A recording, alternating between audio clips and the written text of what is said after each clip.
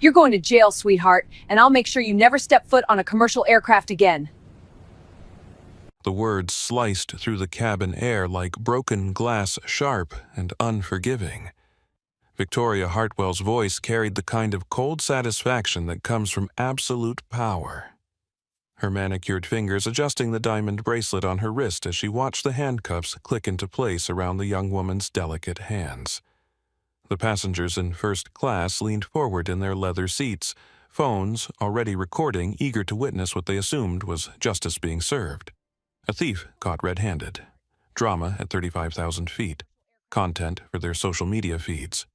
But none of them noticed the black Bentley tearing across the tarmac outside Terminal B at Hartsfield-Jackson Atlanta International Airport, its tires gripping the wet asphalt with urgent precision.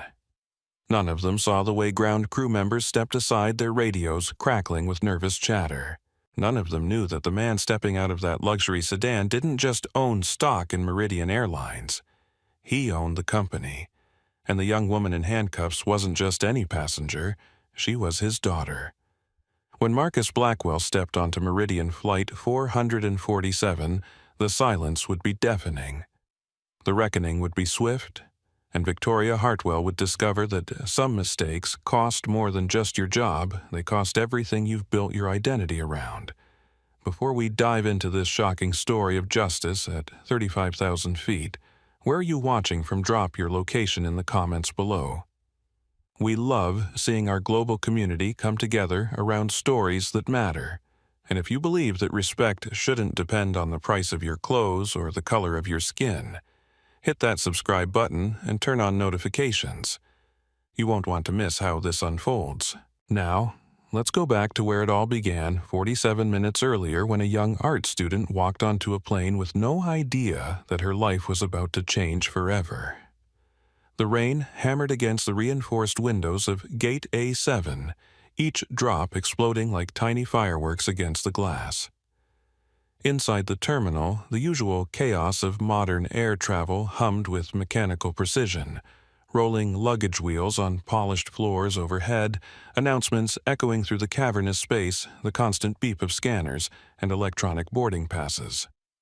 Victoria Hartwell stood at the entrance to the jet bridge, her reflection sharp in the rain-streaked window.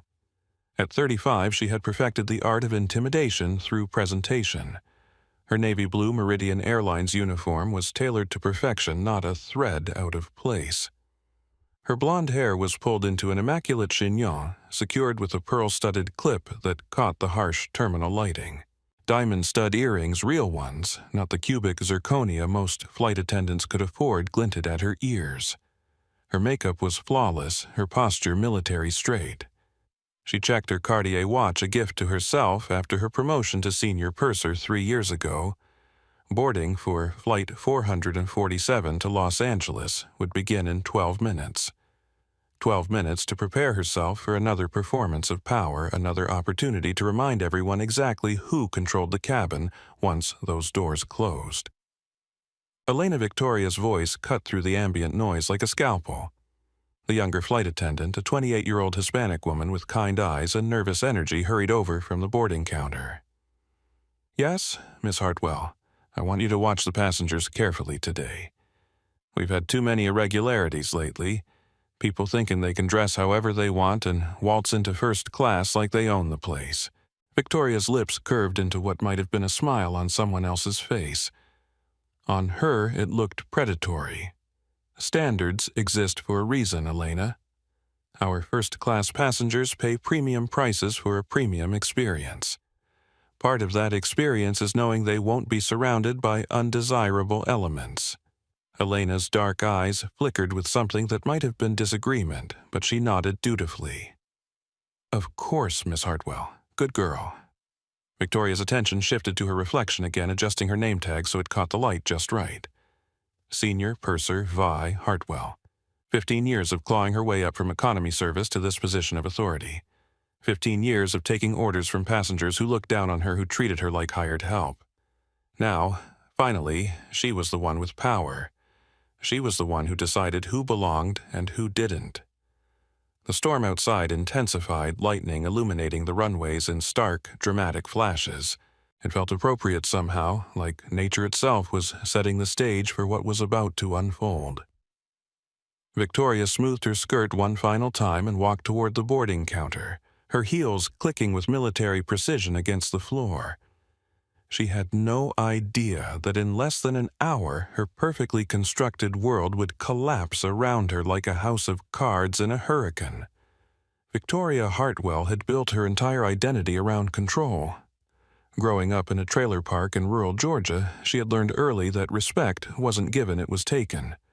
Her mother cleaned houses for wealthy families in Atlanta, coming home each night with stories about marble bathrooms bigger than their entire mobile home and closets full of clothes that cost more than they made in a year. Someday, her mother would say, scrubbing Victoria's school uniform in their tiny sink, "You'll have nice things too, but you'll have to fight for them. The world doesn't give anything to people like us." Victoria had taken that lesson to heart. She'd fought her way through community college studying hospitality management while working 3 jobs. She'd endured years of entitled passengers treating her like she was invisible, learning to smile while they complained about everything from the temperature of their drinks to the angle of their seats. She'd watched younger, prettier girls get promoted while she remained stuck in economy service serving peanuts to people who wouldn't even make eye contact with her. But Victoria was patient. She was strategic. And most importantly, she was ruthless when opportunity presented itself. When senior purser Margaret Reynolds retired unexpectedly after a heart attack, Victoria was ready. She had documentation on every crew member's minor infractions, stellar performance reviews she'd carefully cultivated. And most importantly, she had leverage on Captain James Mitchell that ensured his unwavering support for her promotion. Now, standing in the first-class galley of Meridian Flight 447, Victoria surveyed her domain with satisfaction. This was her cabin, her rules, her kingdom at 35,000 feet. The first passengers began boarding, and Victoria activated her professional smile, the one she'd practiced in mirrors until it looked genuine even when her eyes remained cold. First came the usual suspects, tired businessmen in $1,000 suits, tech executives clutching their MacBooks like security blankets, and the occasional celebrity trying to maintain anonymity behind oversized sunglasses and designer face masks. Then came Diana Pemberton, and Victoria's smile became genuine for the first time that day. Mrs. Diana Pemberton was everything Victoria aspired to be. 65 years old, with silver hair styled in an elegant bob, she carried herself with the kind of confidence that came from generational wealth. Her Hermes bag probably cost more than Victoria made in 3 months, and her jewelry, real diamonds, real pearls, real everything, caught the cabin lights like tiny stars. Victoria Darling Diana's voice carried the refined cadence of private schools and country club memberships. "How lovely to see you again. I specifically requested this flight when I saw you were working. Mrs. Pemberton, what a pleasure." Victoria's voice took on a different quality when speaking to passengers like Diana, softer, more deferential, but still maintaining an air of professional competence. "Your usual seat in 2B is ready, and I've already chilled your preferred champagne." "Wonderful. I do hope we won't have any disruptions today. Last month's flight was quite unpleasant. Some people simply don't understand that certain standards should be maintained." Diana's pale blue eyes swept the cabin with the practiced judgment of someone accustomed to evaluating people's worth at a glance. "I completely understand, Mrs. Pemberton. I can assure you that won't be an issue today. I personally oversee the boarding process to ensure our first-class cabin maintains its exclusive atmosphere." Diana smiled and settled into her seat, immediately pulling out her phone to document her luxurious surroundings for her social media followers. She had over 50,000 Instagram followers who lived vicariously through her lifestyle posts, and she never missed an opportunity to showcase her privileged existence. Meanwhile, Elena Rodriguez watched the interaction from the galley with growing unease. She'd been flying for 5 years, working her way up from regional carriers to Meridian's international routes, and she'd seen Victoria's particular brand of passenger management before. It always made her stomach clench with anxiety. Elena had grown up in a working-class family in Phoenix, the daughter of immigrants who had sacrificed everything to give their children opportunities they'd never had. Her father worked construction, her mother cleaned office buildings at night. Elena understood what it meant to be judged by your appearance, to be dismissed because you didn't fit someone else's image of who belonged in certain spaces. But she also understood what it meant to need this job. Single mother, student loans, rent, in an expensive city she couldn't afford to rock the boat, no matter how uncomfortable Victoria's methods made her feel. As more passengers boarded, Elena busied herself with pre-flight preparations, trying to ignore the way Victoria's eyes tracked certain passengers with predatory focus. She'd learned to recognize the signs, the slight narrowing of Victoria's eyes when she spotted someone who didn't meet her unspoken criteria, the way her smile became sharper, more calculating. Captain James Mitchell, a 42-year-old career pilot with thinning brown hair and wire-rimmed glasses, emerged from the cockpit for his pre-flight passenger greeting. He nodded to Victoria with professional courtesy, but there was something else in his expression, a tension that suggested their relationship extended beyond normal crew dynamics. "Everything under control back here?" he asked, his voice carefully neutral. "Always, Captain Mitchell. We should have a smooth boarding process today." Victoria's response carried multiple layers of meaning, and the captain's slight nod suggested he understood perfectly. Dr. Michael Foster, settling into seat 4. Hay glanced up from his medical journal as the crew interaction played out. A trauma surgeon at Emory University Hospital, he'd developed a keen eye for reading people under pressure. Something about the flight attendant's demeanor, the controlled aggression, the way she watched certain passengers, reminded him of the power dynamics he'd witnessed in hospital hierarchies. Not always healthy, not always ethical. He made a mental note to pay attention during the flight. In his experience, people who craved control this intensely often revealed their true nature when that control was challenged. The boarding process continued, each passenger adding to the complex social ecosystem of the cabin. Business travelers focused on their laptops, families juggling carry-on bags, and tired children, elderly passengers moving slowly down the aisle with careful dignity. And then, at 2:47 p.m., everything changed. A young woman stepped through the aircraft door, and Victoria Hartwell's predatory instincts immediately locked onto her target. Zara Blackwell moved through the world with the quiet confidence of someone who had learned early that she didn't need to announce her worth, it spoke for itself. At 22, she possessed an understated elegance that had nothing to do with designer labels and everything to do with self-possession. Her vintage Nirvana t-shirt was soft from years of wear, her jeans artfully distressed in the way that suggested authenticity rather than expensive manufacturing. Canvas Converse sneakers, paint-stained and comfortable, completed her look. Her natural hair was twisted into a loose bun, secured with what appeared to be a paintbrush, and she carried a worn leather messenger bag that looked like it had traveled the world. To Victoria Hartwell's eyes, she looked like everything that was wrong with modern air travel. Zara paused at the entrance to the aircraft, pulling her phone from her pocket to check a text message. The movement caused her messenger bag to shift, revealing the corner of what appeared to be an art portfolio and several expensive-looking brushes. She smiled at whatever message she'd received, her face lighting up with a genuine warmth, completely oblivious to the predatory gaze tracking her every movement. She turned left into the first-class cabin. Victoria's perfectly manicured fingers tightened around her tablet. This was exactly the kind of situation she'd been describing to Elena, someone who clearly didn't belong trying to infiltrate the premium cabin, probably a college student with a fake boarding pass, or maybe an economy passenger who'd gotten confused in the boarding process. Either way, it was Victoria's job to maintain order. She stepped directly into the aisle, her body language shifting into what she privately called her enforcement mode. Spine, straight chin, raised expression, professional but unmistakably authoritative. She'd perfected this stance over years of dealing with difficult passengers, and it rarely failed to establish immediate dominance. "Excuse me."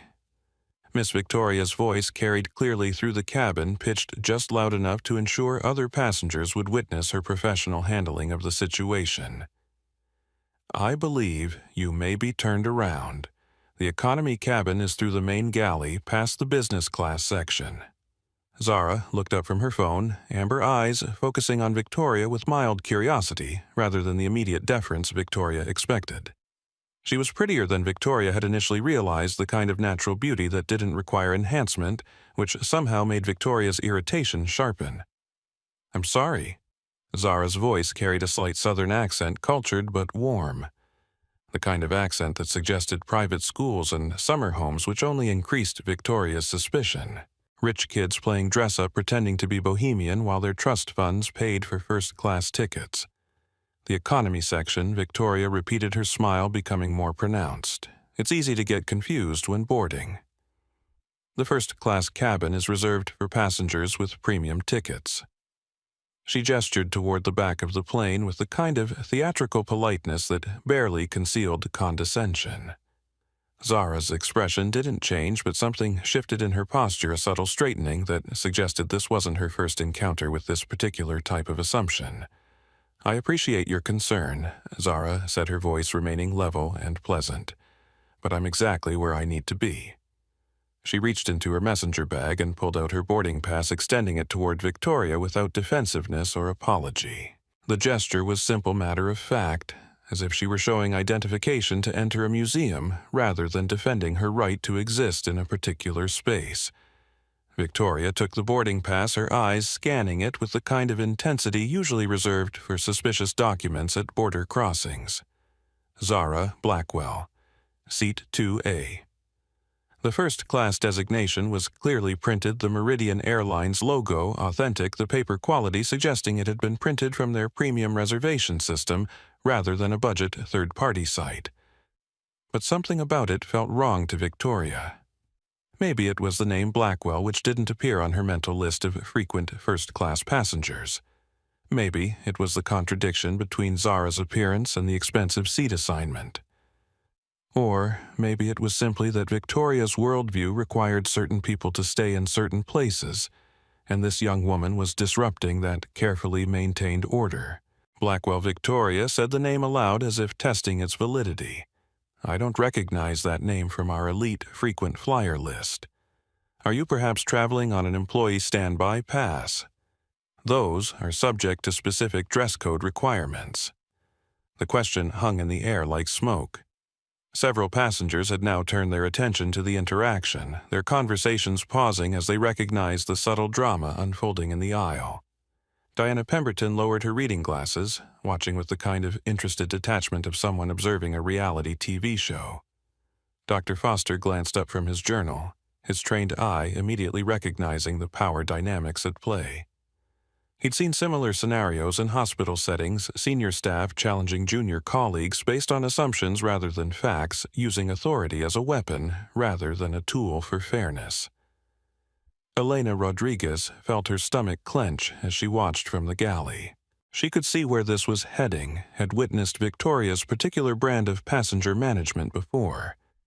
The public questioning, the subtle humiliation, the gradual escalation until the passenger either submitted to Victoria's authority or found themselves removed from the flight entirely. Zara's response surprised everyone. She smiled. Not the nervous, apologetic smile of someone caught in an uncomfortable situation, but the genuine, slightly amused smile of someone who found the entire interaction rather quaint. "It's a paid ticket," she said simply, reaching out to take her boarding pass back. "Full fare, actually, and I'd appreciate it if I could get settled in my seat." It's been a long day. The simplicity of her response somehow made it more powerful. No defensiveness, no anger, no attempt to justify her presence beyond the basic fact that she'd purchased the right to be there.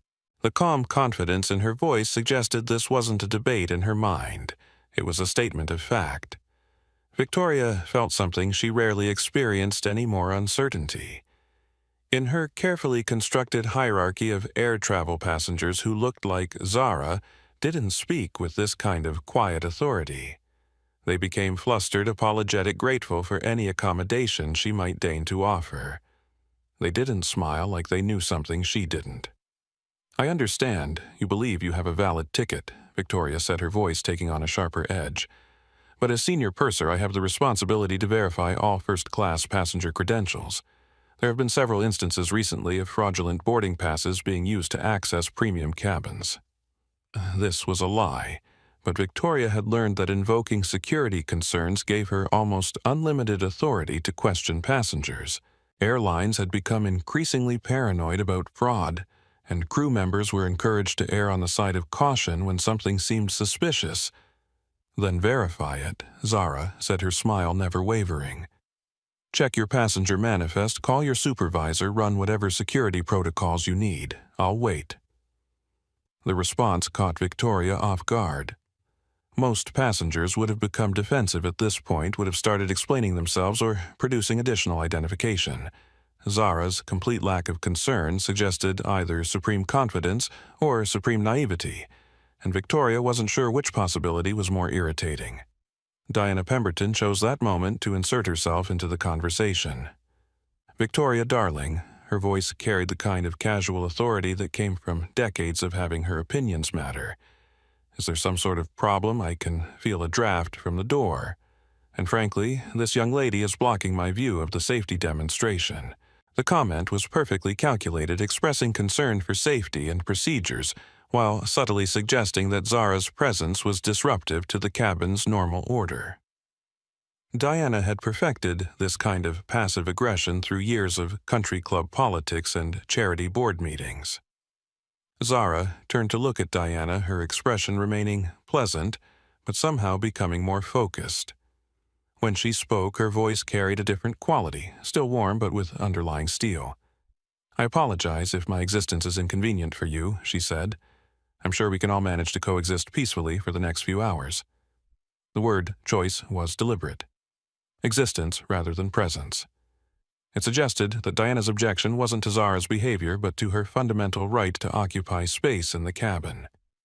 It was a subtle linguistic jujitsu move that turned Diana's casual racism back on itself without ever explicitly acknowledging what had just happened.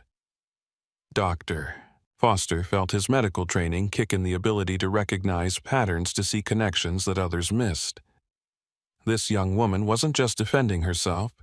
She was conducting a masterclass in maintaining dignity under pressure. Her responses were too measured, too strategic for someone who was simply trying to get to her seat. She was making a point about something larger than boarding passes and seat assignments. Elena watched from the galley, torn between admiration for Zara's composure and anxiety about what Victoria might do next. She'd seen her supervisor's reaction when passengers didn't immediately defer to her authority, and it was never pretty. Victoria felt the situation slipping away from her control. The young woman's calm confidence was starting to make her own behavior seem excessive even to herself. But backing down now would undermine her authority in front of the other passengers, would suggest that her initial suspicions had been unfounded. She made a decision that would change everything. "I'm going to need to see additional identification," Victoria announced, her voice becoming more official. "And I'll need to manually verify your ticket against our passenger manifest. Please step aside while I resolve this issue." It wasn't a request. It was a command delivered with the full weight of her authority as senior purser.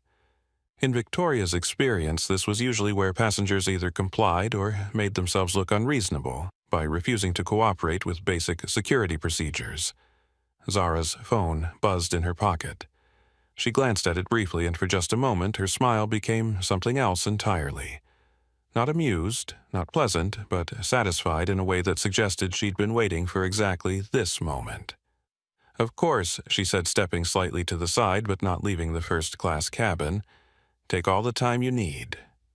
The words were perfectly reasonable, but somehow they sounded like a challenge, like someone dealing cards who already knew the hand they'd been dealt was a royal flush. Victoria didn't realize it yet, but she'd just made the biggest mistake of her career. 6 years earlier, 16-year-old Zara Blackwell had walked into the Whitfield Gallery in Boston's Back Bay neighborhood, wearing paint-stained jeans and a thrift store sweater, her natural hair pulled back in a simple ponytail. She'd saved for 3 months to buy a single piece from their emerging artists collection, a small abstract painting that spoke to something deep in her soul. The gallery owner, Richard Whitfield III, had followed her around the pristine white space like she was planning to steal something. His eyes tracked her every movement, his body language screaming discomfort at her presence in his carefully curated environment. When she finally approached him about purchasing the piece, he'd actually laughed. "Sweetheart, that painting costs $3,200. Perhaps you'd be more comfortable looking at our print reproductions. They're much more affordable." The condescension in his voice had burned, but not in the way he'd intended. Instead of shame, Zara had felt something crystallize inside her, a cold, clear understanding of how the world worked and how she would choose to move through it. She'd pulled out an envelope containing $3,400 in cash birthday money from her grandmother, earnings from her part-time job at an art supply store, and every spare dollar she'd saved over the past year. She'd counted it out slowly on his glass counter, never breaking eye contact. "I'll take the painting," she'd said quietly, "and I'd like it delivered to this address." She'd written down the address of the most exclusive private school in Boston where she was a scholarship student. "Tell them it's for the headmaster's office." Richard Whitfield III had completed the sale in stunned silence, his worldview shifting slightly on its axis. The girl who'd looked so out of place had just spent more money than most of his regular customers dropped in a single visit. But the real lesson hadn't been about money. It had been about power, specifically the power that came from letting people underestimate you and then showing them who you really were. That lesson had served Zara well through her years at Rhode Island School of Design, where she'd learned to navigate the complex social dynamics of art school politics. Trust fund kids assumed she was there on scholarship, which was partially true, and treated her like their token diverse friend. Professors made assumptions about her background and interests based on her appearance. Gallery owners at student shows directed their attention to her white classmates, assuming they were the serious buyers. Each time, Zara had responded with the same quiet dignity she'd learned at 16. Let them reveal their biases. Let them show their true character. And then, when the moment was right, show them exactly who they were dealing with. Now, standing in the first-class cabin of Meridian Flight 447, she recognized the familiar pattern playing out. Victoria Hartwell was just another Richard Whitfield III, another person whose worldview required certain people to stay in certain places. The difference was that this time Zara wasn't a teenager saving birthday money. This time she had resources that even she didn't fully understand yet. Her phone buzzed again and she glanced at the screen. Another message from her father. "Delayed 20 minutes. Don't let them move you. The cavalry is coming." Marcus Blackwell had started with nothing and built Meridian Airlines from a single-route regional carrier into one of the most successful airlines in the country. He'd faced his own share of assumptions and discrimination along the way. Boardrooms where he was the only black-face business meetings where people assumed he was the assistant rather than the CEO, country clubs where membership applications mysteriously disappeared.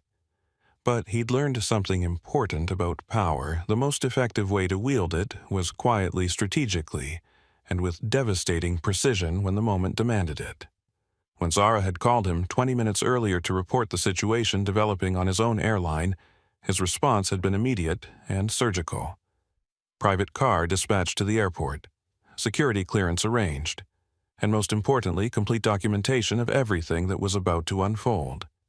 Because Marcus Blackwell understood something that Victoria Hartwell was about to learn. The hard way, discrimination wasn't just morally wrong, it was also incredibly expensive when it happened to the wrong person. Meanwhile, Victoria was experiencing her own moment of twisted nostalgia. Watching Zara stand confidently in the first-class aisle reminded her of every privileged student who'd attended the private school where her mother had worked as a janitor. She remembered hiding in supply closets when the rich kids would mock the help, making cruel jokes about the cleaning lady's daughter who thought she belonged in their world. Those memories had fueled her ambition but also poisoned it. Success for Victoria wasn't just about achieving comfort and security, it was about having the power to make others feel the way she'd been made to feel. It was about being the gatekeeper instead of the one seeking entrance. She didn't realize that her desire for power had blinded her to the most important rule of wielding it. Effectively, always know exactly who you're dealing with before you make your move. Elena Rodriguez watched the standoff developing with growing anxiety. She'd grown up understanding the delicate balance of staying invisible while doing your job of not drawing attention that might cost you the opportunities you'd worked so hard to earn. Her parents had sacrificed everything to give their children a chance at the American dream, and she couldn't risk losing her position over a passenger dispute. But something about Zara's composure troubled her. Most passengers faced with Victoria's aggressive questioning either became defensive or apologetic. Zara seemed almost pleased by the attention, like she was waiting for something specific to happen. Dr. Foster had stopped pretending to read his medical journal and was now openly observing the interaction. His experience in emergency medicine had taught him to recognize situations that were about to escalate beyond anyone's control. The flight attendant's body language showed increasing agitation, while the passenger remained unnaturally calm. In his experience, that combination usually meant someone had information that others didn't. Diana Pemberton adjusted her pearls and settled deeper into her seat, preparing to enjoy what she assumed would be the inevitable removal of the inappropriately dressed young woman. She'd witnessed similar scenes before, and always found them satisfying, a confirmation that proper standards still mattered, that there were still consequences for people who didn't know their place. None of them understood that they were witnessing the opening moves of a chess game where only one player knew all the pieces on the board. Zara's phone buzzed once more. This time her smile became genuinely warm as she read the message, ETA 5 minutes. Dad. She looked up at Victoria, who was still scrutinizing the boarding pass like it might confess to fraud if she stared at it long enough. Finding everything in order, Zara asked pleasantly. The question was innocent enough, but something in her tone made Victoria's jaw clench. There was an undertone of amusement, as if this entire situation was somehow entertaining rather than serious. As if Victoria's authority was a joke rather than a legitimate exercise of professional responsibility. I'm being thorough, Victoria replied stiffly. Security is everyone's priority these days. Absolutely, Zara agreed. I imagine my father would be very interested to know how seriously Meridian Airlines takes passenger security. He's quite invested in the company's reputation. The comment seemed innocuous, but Victoria felt a small flutter of unease. Something about the way Zara had said invested suggested more than casual concern, but before she could analyze the feeling further, her tablet chimed with an incoming message from the gate agent. As she read the text, her face went pale, then flushed red with anger. The cavalry wasn't coming. It had arrived. Doctor. Michael Foster had seen enough trauma cases to recognize when a situation was about to go from bad to catastrophic. The flight attendant's increasing agitation, combined with the passenger's supernatural calm, created a dynamic that reminded him of the moments just before a patient coded, when all the warning signs were there. But most people weren't trained to see them. He discreetly activated his phone's camera, positioning it to capture the interaction without being obvious about recording. As a trauma surgeon, he'd learned that objective documentation often revealed truths that eyewitness testimony missed. People saw what they expected to see, heard what they wanted to hear. Video didn't lie. The young woman Zara, according to the boarding pass discussion, had said something about her father being invested in the airline's reputation. The way she'd said it suggested more than typical passenger concern. Doctor. Foster had spent enough time around hospital administrators to recognize the subtle confidence that came from having connections others didn't know about. Elena Rodriguez felt her hands trembling as she arranged champagne glasses in the galley. She'd witnessed Victoria's passenger confrontations before, but this felt different. Usually, passengers either backed down quickly or escalated to angry shouting. Zara's composed responses were clearly frustrating Victoria in ways that Elena had never seen before. Growing up in Phoenix, Elena had been the daughter who translated for her parents at parent-teacher conferences, who helped navigate insurance paperwork and job applications. She understood the exhausting burden of constantly proving you belonged in spaces where others took their presence for granted. But she also understood the dangerous reality of challenging people who held power over your livelihood. Still, something made her speak up. "Miss Hartwell," Elena's voice was quiet but clear. "The passenger manifest shows Miss Blackwell confirmed for seat 2A, paid in full, no restrictions." She held up her tablet, the screen displaying the official record. Victoria's eyes snapped to Elena with laser focus. "Did I ask for your input, Rodriguez?" The use of her last name instead of her first was deliberate, a subtle assertion of hierarchy that made Elena's cheeks burn. But she'd already spoken. Backing down now would only make things worse. "No, ma'am. I just thought you'd want to know the system shows everything in order." "The system can be manipulated," Victoria replied coldly. "That's why we conduct manual verification. Perhaps you'd benefit from additional training on security protocols." The threat was clear. Question Victoria's judgment and face consequences that could affect Elena's career prospects. But Dr. Foster caught Elena's eye and gave her an almost imperceptible nod of support, his phone still recording discreetly. Sarah Williams, the gate agent, had been monitoring the boarding process from her position at the jet bridge entrance. Through her headset, she'd heard the flight crews back and forth about the passenger in 2A, and something about the situation bothered her. She pulled up her computer system and ran Zara Blackwell's reservation details again. What she found made her stomach drop. The ticket wasn't just paid in full, it was purchased through Meridian's executive booking system, the kind of access that required specific authorization codes, the kind of booking that typically meant the passenger had connections to the airline's corporate structure. Sarah had seen these booking codes before, usually for board members, family members, or high-level executive travel.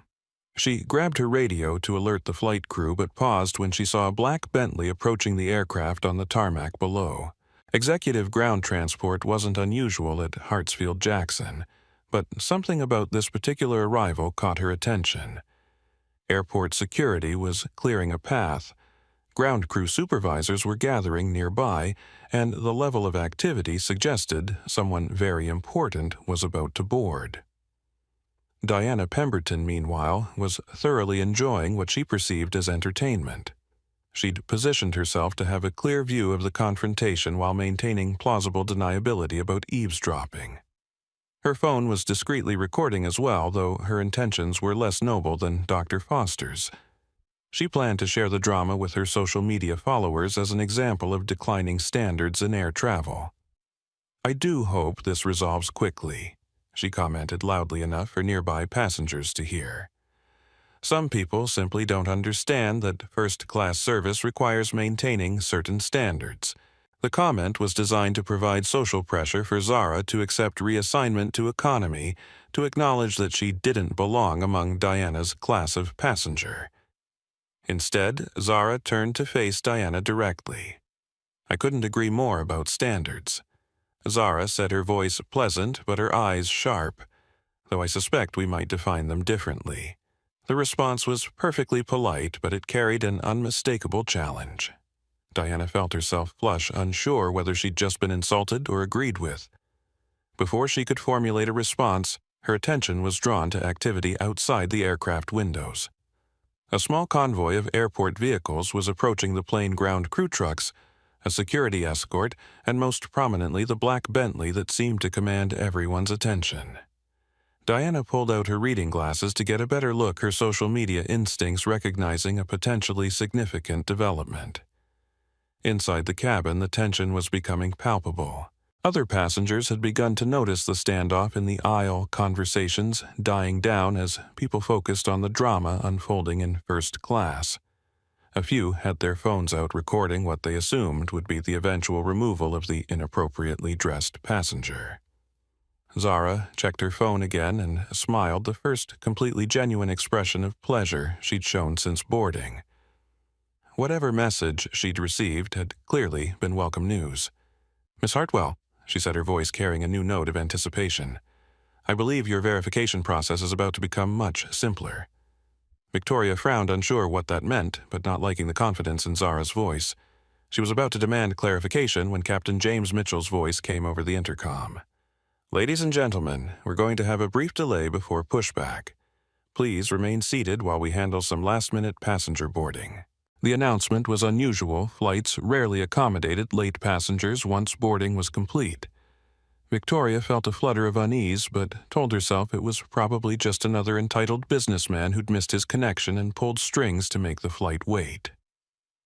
Elena glanced out the galley window and gasped softly. She recognized the man stepping out of the Bentley from Meridian's corporate newsletter, a tall, distinguished black man in an expensive but understated suit who carried himself with the kind of quiet authority that made people step aside without being asked. Dr. Foster followed Elena's gaze and felt the pieces of the puzzle suddenly click into place. He'd seen that same quiet confidence in Zara's demeanor, the same sense of someone who was used to being in control of situations, even when they appeared vulnerable. The cavalry hadn't just arrived. The commanding general had personally taken the field, and Victoria Hartwell was about to discover that some battles can't be won because you never had the authority to fight them in the first place. Victoria Hartwell's tablet chimed with another notification, this one from the aircraft's internal communication system. Captain Mitchell was requesting her immediate presence in the cockpit for passenger verification issues. The formal language suggested this was no longer a routine boarding dispute. It had escalated to something requiring official documentation. Perfect, Victoria thought. Now she could resolve this situation properly with full backing from the flight crew and clear documentation of the security protocols she'd followed. She'd been in similar situations before, and they always ended the same way. The inappropriately placed passenger was quietly reassigned to their proper seat, order was restored, and her authority was reinforced.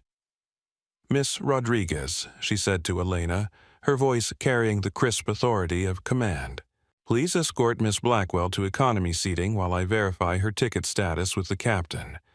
Use seat 23F. It's a window seat which should be adequate accommodation for any legitimate booking issues."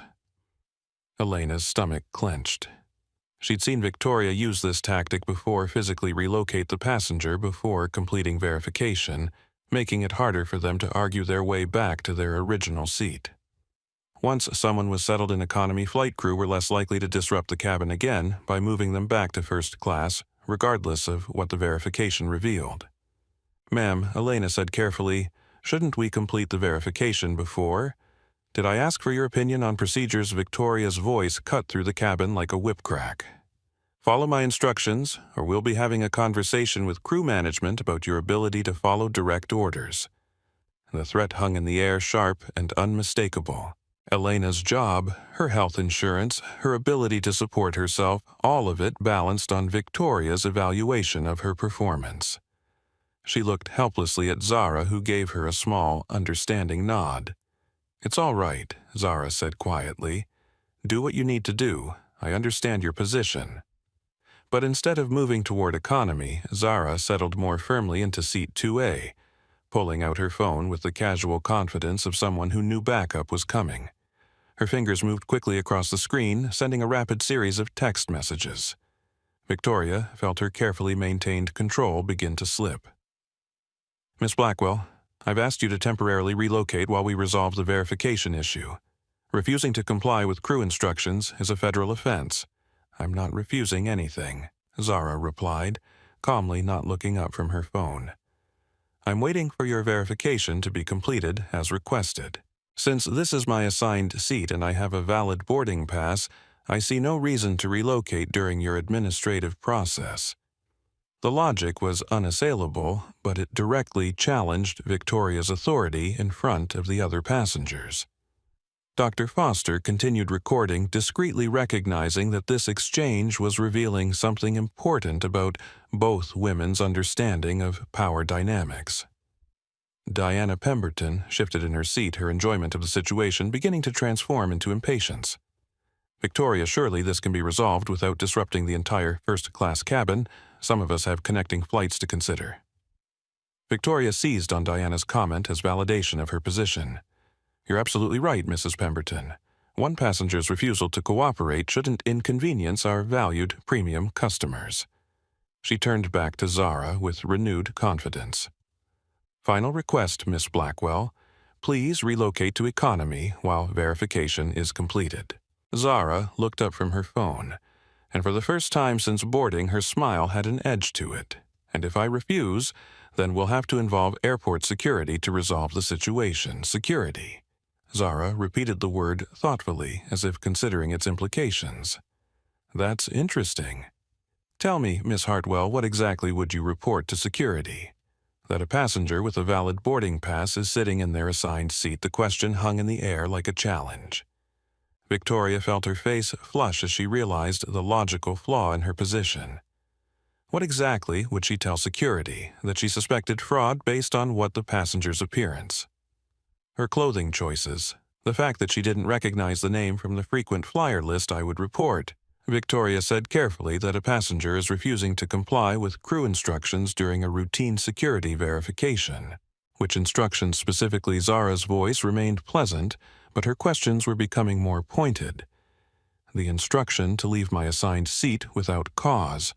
The instruction to accept inferior accommodations while you conduct an investigation that could be completed in 30 seconds. By checking your computer system, Dr. Foster found himself impressed despite the situation. Zara wasn't just defending herself, she was methodically exposing the arbitrariness of Victoria's demands. Like a skilled attorney cross-examining a hostile witness, she was forcing Victoria to articulate the logic behind her actions. Elena watched from the galley, torn between admiration for Zara's composure and anxiety about what Victoria might do when cornered. She'd seen her supervisor's reactions when passengers didn't immediately defer to her authority, and it rarely ended well. Elena Victoria snapped, turning toward the galley. "Pull up the passenger manifest on your tablet. I want to see Miss Blackwell's complete booking information." Elena reluctantly accessed the system, her fingers trembling slightly as she navigated to Zara's reservation. What she saw made her breath catch in her throat. The booking wasn't just confirmed, it was flagged with a VIP designation she'd never seen before. The ticket price was higher than she'd expected even for first class. And most significantly, the booking reference code began with EB, the prefix reserved for executive board family members. Miss Hartwell, Elena said quietly, hoping to prevent the situation from escalating further. "The passenger information shows," read it aloud. Victoria interrupted, confidence returning. If the booking showed anything irregular, having Elena announce it publicly would justify her suspicions and demonstrate proper security protocols. Elena's eyes flicked between her screen and Zara's calm expression. Passenger name Blackwell Zara. Seat assignment 2A. Booking status confirmed. Ticket price $8,400. Booking reference EB 7749. Special services VIP ground transport priority boarding executive lounge access. The silence that followed Elena's reading was profound. $8,000 was well above the usual first-class fare, suggesting either a last-minute booking or premium service level. The VIP designation was something Victoria had rarely seen, typically reserved for airline executives, major shareholders, or their family members. Victoria felt the ground shifting beneath her feet, but her pride wouldn't let her back down. "Booking codes can be manipulated," she said, though her voice had lost some of its earlier certainty. "I've seen sophisticated fraud schemes that replicate official reservation systems." Zara's phone buzzed again. This time, when she read the message, her smile became positively radiant. "Actually," she said, standing gracefully from her seat, "I think your verification process is about to become much more straightforward. My father just arrived." Through the aircraft windows, Elena could see the black Bentley that had approached the plane. Airport ground crew were positioning mobile stairs, and security personnel were forming a corridor from the vehicle to the aircraft entrance. The level of protocol was extraordinary, suggesting someone of significant importance was boarding. Victoria felt a chill of unease, but forced herself to maintain professional composure. Wealthy passengers often had connections that could complicate routine security procedures, but she'd dealt with entitled travelers before. Whatever influence Zara's father might have, proper protocol still had to be followed. "I look forward to meeting him," Victoria said, her voice regaining some of its earlier authority. Perhaps he can explain how his daughter obtained access to premium seating without following standard booking procedures. Dr. Foster glanced out the window and felt his medical training kick in, the ability to diagnose what others missed, to see patterns that weren't immediately obvious. The ground crew's behavior, the security escort, the deliberate care with which they were handling the approaching passenger's arrival. This wasn't the treatment given to even very wealthy customers. This was the treatment reserved for owners. Diana Pemberton had stopped recording and was now staring out the window with growing unease. In her decades of first-class travel, she'd never seen this level of ground protocol for a passenger boarding. Something about the situation was making her reconsider her earlier assumptions about the young woman in Seat 2A. Zara remained standing, smoothing down her vintage t-shirt with casual grace. "I should probably warn you," she said to Victoria, her voice maintaining its pleasant tone. "My father takes customer service very seriously. He's particularly interested in how passengers are treated based on their appearance, rather than their actual status." The comment landed like a small bomb in the cabin.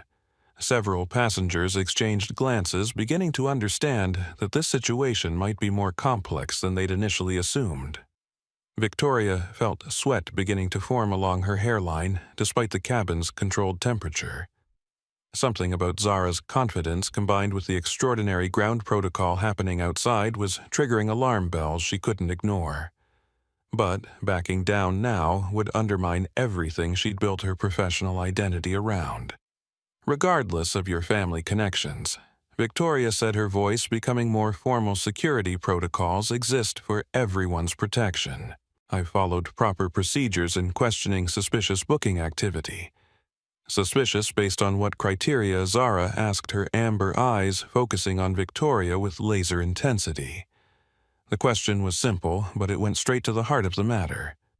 Victoria realized she was about to be forced to articulate exactly why she'd found Zara's presence in first class suspicious, and every honest answer would reveal the bias that had driven her actions from the moment Zara had stepped aboard. As she struggled to formulate a response that wouldn't explicitly reveal her prejudices, the aircraft door opened and Marcus Blackwell stepped inside. The atmosphere in the cabin changed instantly, like the pressure drop that precedes a thunderstorm. Here was a man accustomed to command someone whose presence shifted the gravity of every space he entered. His suit was impeccably tailored but understated, his bearing confident without being aggressive, his eyes taking in the entire scene with the quick assessment of someone used to managing complex situations. When his gaze settled on his daughter's handcuffed wrists, something dangerous flickered in his expression. Victoria was about to discover that some mistakes can't be explained away, no matter how carefully you choose your words. In the moment before Marcus Blackwell's arrival became apparent to the cabin, Victoria Hartwell made a decision that would define the rest of her life. Faced with the growing realization that she might have misjudged the situation rather than backing down gracefully, she doubled down with the desperation of someone who understood that her authority was slipping away. "Mrs. Pemberton," Victoria said, her voice carrying across the first-class cabin with renewed confidence. "I notice your diamond tennis bracelet is missing from your seat. When did you last see it?" Diana Pemberton looked confused, glancing down at her wrist where a different bracelet, sapphires and gold, gleamed in the cabin lighting. "I'm sorry. What tennis bracelet? I'm not wearing." "The one you were admiring earlier," Victoria interrupted smoothly. "The one with the Cartier clasp that you mentioned was a gift from your late husband. I noticed it when you boarded." Dr. Foster felt his blood pressure spike as he watched Victoria's performance. As a trauma surgeon, he'd learned to recognize dangerous pathology when he saw it, and what he was witnessing now was someone manufacturing evidence in real time. His phone continued recording, capturing every word, every gesture, every telltale sign of a fabricated story. Diana, despite her confusion, was socially conditioned to defer to authority figures, especially when they spoke with such certainty. "Oh," she said hesitantly, Well, if you say I had it, then perhaps I misplaced it somewhere." "That's very troubling," Victoria said, her voice taking on the grave tone of someone discovering a serious security breach. Theft on aircraft is a federal crime. We'll need to conduct an immediate search of all passengers and their belongings."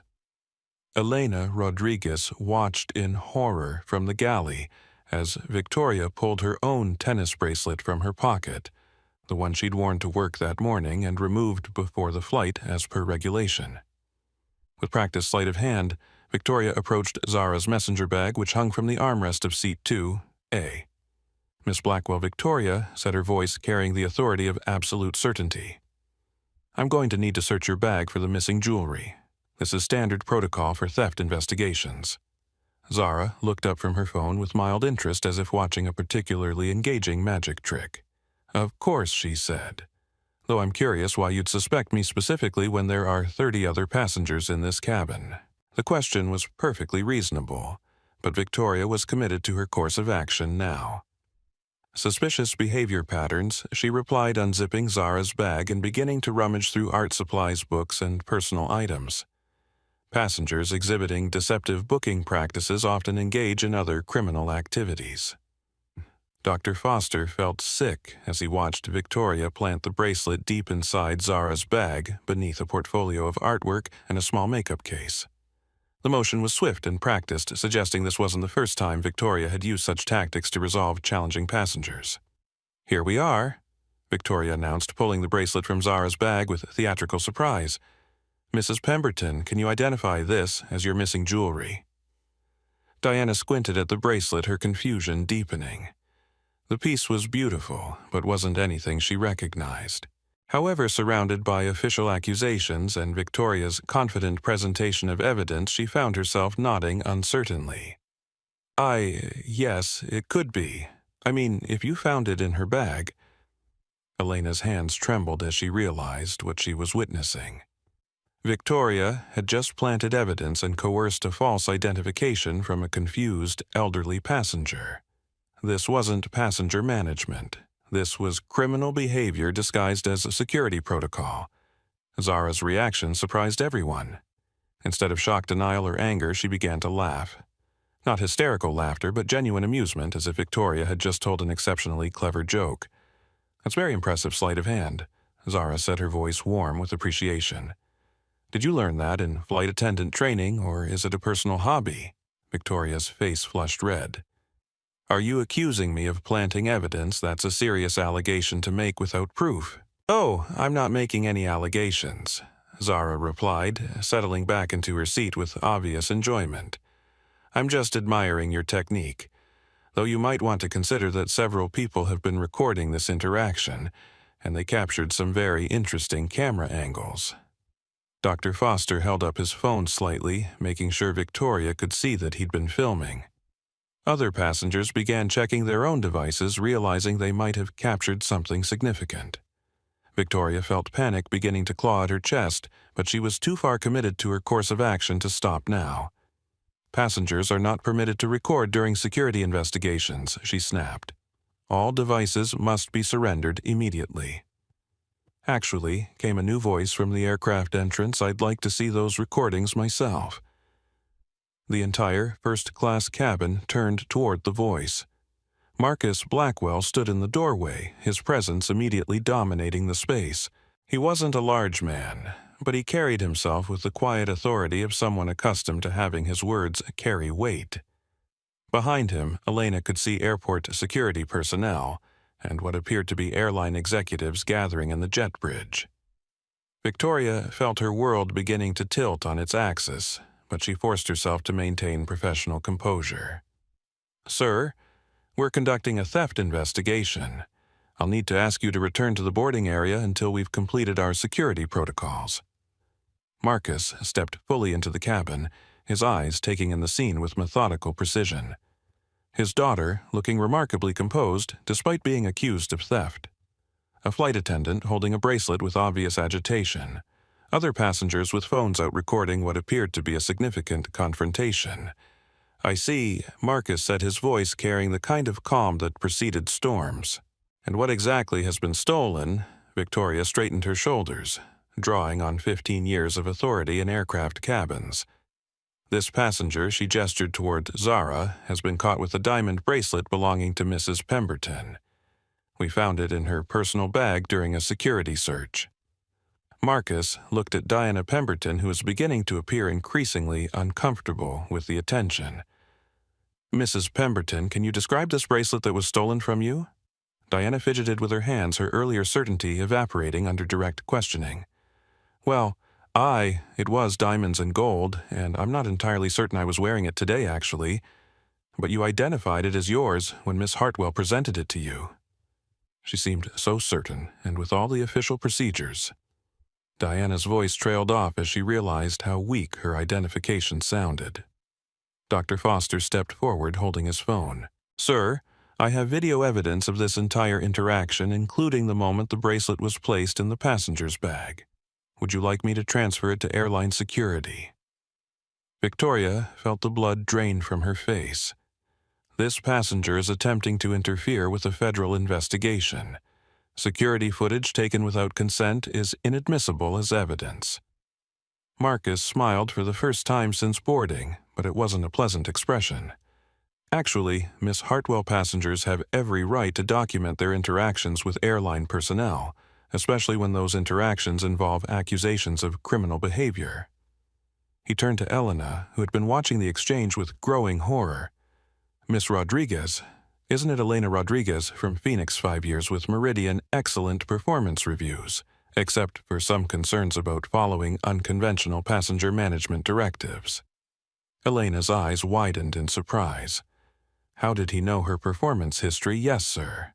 "Did you witness the search of this passenger's bag?" Elena looked between Marcus and Victoria, understanding that her next words would determine her future with the airline. "Yes, sir. I saw Miss Hartwell approach the bag, and I saw her remove the bracelet from it. But did you see the bracelet go into the bag initially?" Elena took a deep breath, knowing there was no going back from this moment.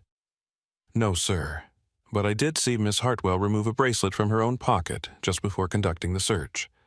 Victoria felt the floor dropping away beneath her feet. "That's a lie. Elena is obviously confused by the stress of the situation. Actually," Marcus said, pulling out his own phone, "I think we can clear up any confusion quite easily. Officer Torres, could you join us, please?" A uniformed airport police officer entered the cabin, his expression professional but concerned. Ryan Torres had been working airport security for 8 years, and he'd never been called onto an aircraft for a situation involving this level of management presence. Officer Torres Marcus continued, "We have allegations of theft that need to be investigated. However, before we proceed, I think it's important that you understand who you're dealing with." He reached into his jacket and pulled out a leather credential case, opening it to reveal identification that made Officer Torres's eyes widen with recognition. Marcus Blackwell, CEO and majority shareholder of Meridian Airlines. The young woman being accused of theft is my daughter, Zara Blackwell. The employee making the accusations is Victoria Hartwell, one of our senior flight attendants, who appears to have engaged in evidence tampering to support false charges against a passenger. The revelation hit the cabin like a shockwave. Diana Pemberton's face went white as she realized she'd been manipulated into providing false identification. Other passengers began murmuring, understanding that they'd witnessed something far more serious than a routine theft investigation. Victoria felt reality crashing down around her. The CEO. She'd accused the CEO's daughter of theft, planted evidence, and coerced false testimony. 15 years of building her career gone in a single moment of terrible judgment. "It's impossible," she whispered, but even as she said it, she could see the family resemblance now that she knew what to look for. The same quiet confidence, the same intelligent eyes, the same sense of controlled power. Officer Torres looked between the bracelet in Victoria's hand and the various phones still recording the interaction. "Miss Hartwell, I'm going to need you to place that bracelet on the counter and step back. We need to sort out exactly what happened here before anyone gets arrested." But Zara spoke up from her seat, her voice carrying a note of finality that surprised everyone. "Actually, Officer Torres, I think Miss Hartwell is the one who needs to be concerned about arrest. Planting evidence to support false criminal charges is a felony last time I checked. And unlike her accusations against me, we have multiple witnesses and video evidence of what really happened." Victoria looked around the cabin, seeing her world crumbling in the faces of everyone present. The passengers who'd been recording Elena, whose testimony had destroyed her story. Diana, whose confused identification could no longer support her claims. And most terrifyingly, Marcus Blackwell, whose calm expression promised consequences she couldn't even imagine. In her desperation to maintain control, she'd picked a fight with the one family that had the power to destroy not just her career, but her entire life. And they had no intention of showing mercy. Marcus Blackwell had built his airline empire by understanding that true power wasn't about making noise, it was about making the right moves at exactly the right moment. As he stood in the first-class cabin of one of his own aircraft, watching his daughter handle false accusations with the grace he'd taught her, he felt a cold, calculating fury that was far more dangerous than any explosive anger. This wasn't just about discrimination against a passenger. This wasn't even just about the criminal behavior of planting evidence. This was about someone using his airline as a weapon against his family, and Marcus Blackwell had not clawed his way from a trailer park in Alabama to the executive suite of a major corporation by allowing such attacks to go unanswered. Officer Torres Marcus said, his voice carrying the quiet authority of someone accustomed to being obeyed before we proceed with any arrests. "I think it's important that everyone understands the full scope of what's happened here."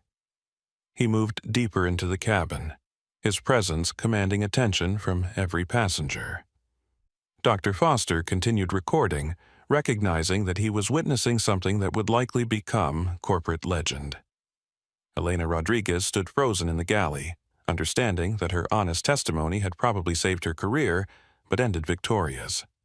Miss Hartwell Marcus continued addressing Victoria directly for the first time.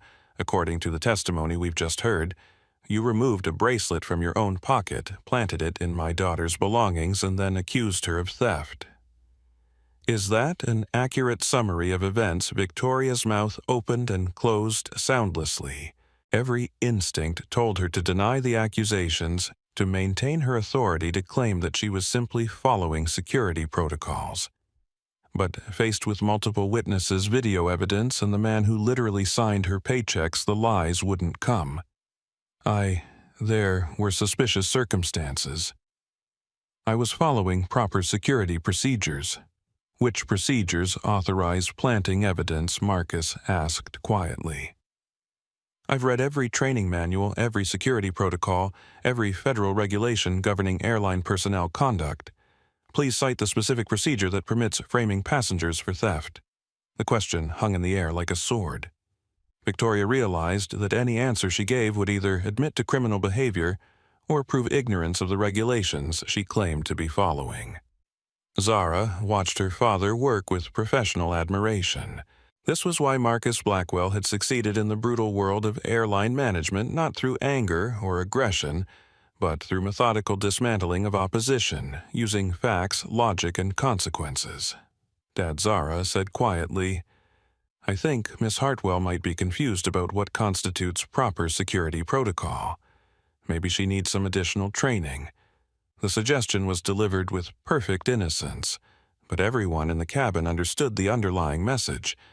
Victoria's career in aviation was over, and the only question was whether she'd face criminal charges as well. Diana Pemberton, finally understanding that she'd been manipulated into supporting false charges, spoke up with the indignant fury of someone whose own reputation was now at stake. "I want it clearly understood that I never reported any missing jewelry," she announced loudly. "This woman," she pointed at Victoria, "told me I had lost a bracelet that I never owned. She pressured me into identifying property that wasn't mine. I've been deceived and used as an unwilling accomplice in this fraud." Her social status required distance from anything that might damage her reputation, and she was throwing Victoria overboard with the ruthless efficiency of someone protecting their position in elite circles. Officer Torres looked at the evidence mounting against Victoria, multiple witness statements, video documentation, and now the victim of the alleged theft claiming no crime had occurred. In his 8 years of airport security, he'd never seen a case collapse so completely and so quickly.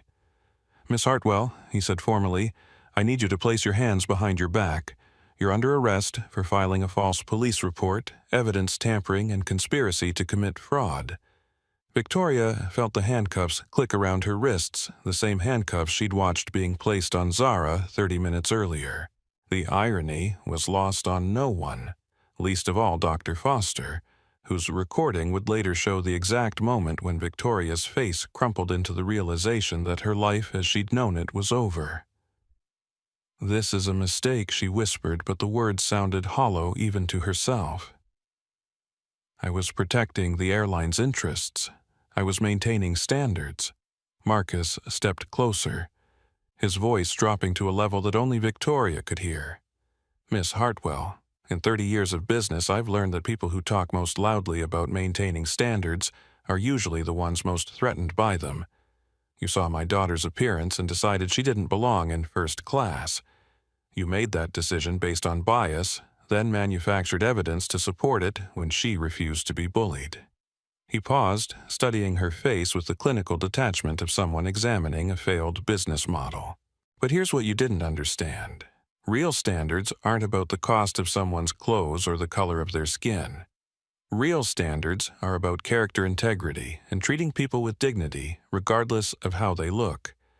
By those standards, my daughter belongs anywhere she chooses to be, and you don't belong on my airline." Victoria was led away through the jet bridge past the gathered airline executives and security personnel who had assembled to witness her downfall. Elena Rodriguez watched her former supervisor disappear into custody, feeling a complex mixture of relief and sadness. Victoria had been a difficult boss, but watching anyone's life disintegrate was never pleasant. As the cabin began to settle, Marcus turned to address the other passengers who had witnessed the events. "Ladies and gentlemen, I apologize that your flight has been disrupted by this incident. Meridian Airlines holds itself to the highest standards of passenger service, and what you witnessed today falls far short of those standards. We will be conducting a complete investigation into how such behavior was allowed to develop within our organization." Dr. Foster raised his hand slightly. "Mr. Blackwell, I have video documentation of the entire incident. I'd be happy to provide it to your investigation team. I appreciate that, Dr. Foster. Your evidence will be crucial in ensuring this situation is handled properly." Marcus's voice carried genuine gratitude. "Elena, could you join us for a moment?" Elena approached, nervously unsure whether she was about to be commended for her honesty or terminated for not intervening sooner. Elena Rodriguez Marcus said, consulting his phone where he'd apparently pulled up her personnel file, 5 years with Meridian, consistently high performance ratings, multiple commendations from passengers for exceptional service. "Is that correct?" "Yes, sir." "And today you chose to tell the truth when doing so put your job at risk. That's the kind of character we need in leadership positions. Effective, immediately you're promoted to senior purser with a salary adjustment to reflect your new responsibilities. You'll also be working with our training department to develop new protocols for handling passenger disputes." Elena's eyes filled with tears of relief and gratitude. In 15 minutes, she'd gone from fearing for her job to receiving the promotion she'd been working toward for years. Diana Pemberton, meanwhile, was desperately trying to distance herself from the situation through social media posts, claiming she'd been victimized by a rogue airline employee and praising Meridian's swift action in resolving the crisis. Her followers would never know how eagerly she'd participated in the discrimination before learning Zara's true identity. As the cabin returned to normal boarding procedures, Zara looked up at her father with affection and amusement. "That was very impressive, Dad, though you might have gone a little easy on her." Marcus smiled genuinely for the first time since boarding. "Oh, we're not done yet. The criminal charges are just the beginning. Victoria Hartwell is about to discover what it means to pick a fight with someone who owns the battlefield." Outside the aircraft, Victoria was being processed by airport security. Her career in ruins, her future uncertain, and her understanding of power dynamics permanently recalibrated. She'd spent years using her authority to humiliate passengers who didn't meet her arbitrary standards. Now, she was about to learn what humiliation really felt like. The aftermath of Victoria Hartwell's arrest created a strange quiet in the first-class cabin, like the eerie calm that follows a thunderstorm. Passengers who had been eagerly recording what they assumed would be the removal of an inappropriate traveler now found themselves witnesses to something far more significant, a masterclass in how quickly manufactured power could crumble when confronted with legitimate authority. Marcus Blackwell remained standing near his daughter's seat, his presence transforming the entire dynamic of the space. Where Victoria had ruled through intimidation and arbitrary enforcement, Marcus commanded respect through competence and earned authority. The difference was palpable to everyone present. Captain James Mitchell finally appeared from the cockpit, his face pale with the realization that his flight had become ground zero for what would likely become a corporate crisis. As the pilot in command, he bore ultimate responsibility for everything that happened aboard his aircraft, including the criminal behavior of his crew. Mr. Blackwell, Captain Mitchell's voice carried the strained professionalism of someone walking a tightrope. I want to personally apologize for this incident. I was not aware of the situation developing in the cabin until Captain Mitchell Marcus interrupted quietly, "We'll discuss your awareness and response protocols later.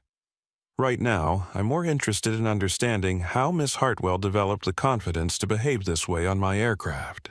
The question landed like a precision strike. Captain Mitchell felt sweat beading on his forehead as he realized that Marcus was asking about more than just today's incident. He was asking about the culture that had allowed Victoria's behavior to flourish unchecked. Elena Rodriguez, still processing her unexpected promotion, found her voice. "Mr. Blackwell, if I may, Miss Hartwell has been conducting these kinds of passenger challenges for years.